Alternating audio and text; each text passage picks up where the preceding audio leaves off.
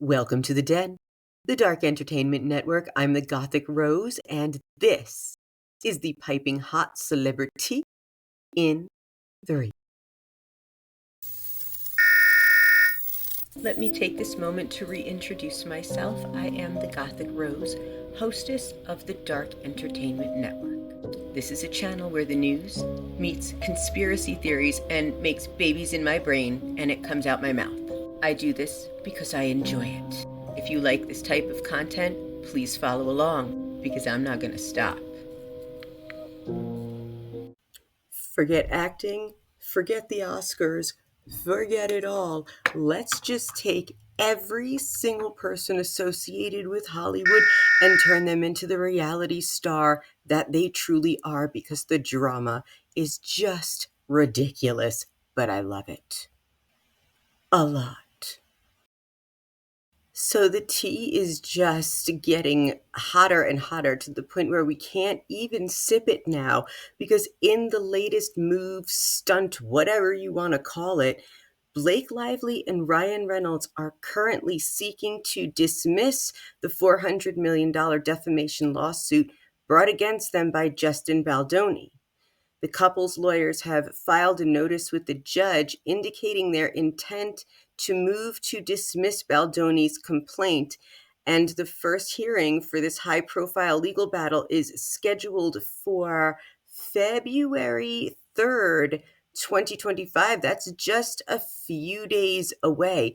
I'm not quite sure why they want this dismissed. I mean, the New York Times hasn't filed anything with the court to get the defamation lawsuit thrown out or dismissed or anything. So why are Ryan and Blake doing this?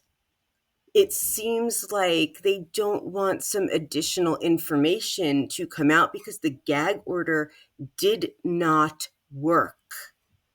He's still talking, or he's still talking through his lawyer. Information is still out there. A move to dismiss, or a motion to dismiss, is a bold move trying to get the court to agree that his lawsuit is frivolous enough to throw out. But it's not, because you went to the New York Times first. You filed a complaint first. Justin Baldoni's entire world crumbled just from a complaint before it was a lawsuit, and he's got the receipts. So both of them just wanting the dismissal of this trial seems fishy. It seems really suspicious, because it's just to the point where, well, what are you both hiding now? You really thought that this was going to totally go your way, and it backfired. And with that, they took people down with them. And a very important message of domestic violence is gone. As we have heard and I have discussed here, Colleen Hoover, the author behind the beloved novel It Ends With Us, has deactivated her Instagram amid the ongoing legal drama between Blake Lively and Justin Baldoni. And it's really being speculated that Colleen Hoover might be retiring from writing, which is just so sad. I mean, I said that some of the book didn't resonate with me, but it's still an important message to tell, and an important story of survival and the human spirit. And now that's gone. Now, I think that that is just absolutely horrific. And even though this hearing to dismiss the trial is set for February 3rd, just in a few days, the whole lawsuit has a trial date set for March of 2026. So remember, it's only January 31st, 2025. So that's over a year for them to prepare or settle. And like I said, it's just a really bold move to want this whole thing dismissed when you are the one who started it. Now, about the woman who has been mentioned in this, in a text from Justin to Blake, when he mentioned Taylor Swift being in the room in the meeting where he felt compelled to go forward with Blake's version.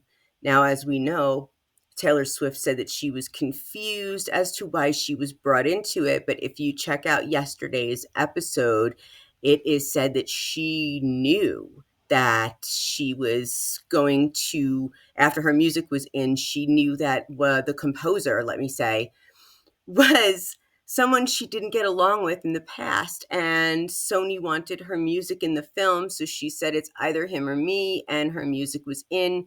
The composer was fired, and the composer for Deadpool Wolverine was pulled in for all of it. So she kind of knew a little bit more, it seems, than she wants to let on, but she's got her squeaky clean image. Now, she is set, Taylor Swift, to take the stage as a presenter at the 2025 Grammy Awards, and she's nominated for 6 awards, including Album of the Year and Record of the Year for her latest album, The Tortured Poets Department. She will be presenting alongside other big names, Cardi B, SZA, Will Smith, and the ceremony will be hosted by Trevor Noah and will take place Sunday, February 2nd at the Crypto.com Arena in Los Angeles. Interesting, because that's what everybody's all pissed off about, Snoop performing at the Crypto Ball, but crypto's the future. It's just, I find it interesting that they as well are going to go forward with the Grammys amidst the wildfires. I don't want to politicize music. I don't want to politicize art. I don't think that the wildfires should be politicized either. But I think that rather than accepting awards from all of these musicians and hosting and making all of your money and your deals and getting your swag bags, maybe you should get off your asses and do something for the locals instead of get glammed up. I will say that about the Oscars too. I have.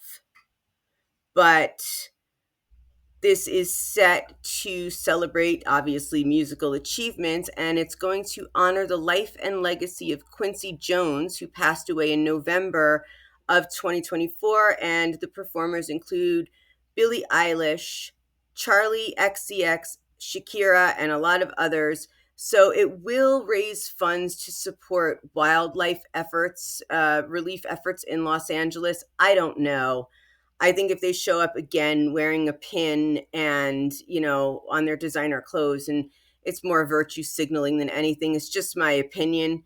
I still love all the music, but it's just, I don't know. I wish that they would do better.